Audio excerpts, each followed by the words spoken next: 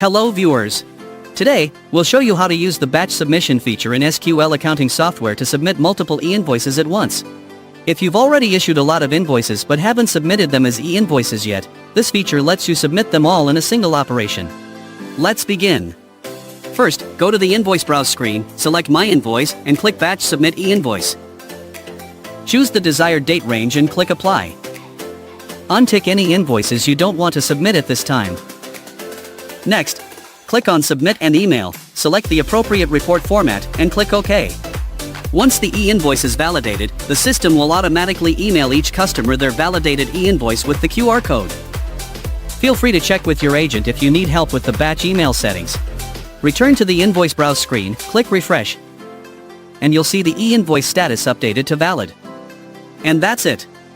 We've successfully used the batch submission feature to submit the e-invoices efficiently. Now, it's your turn. Try these steps and see how quickly you can get the hang of it. Thank you for watching.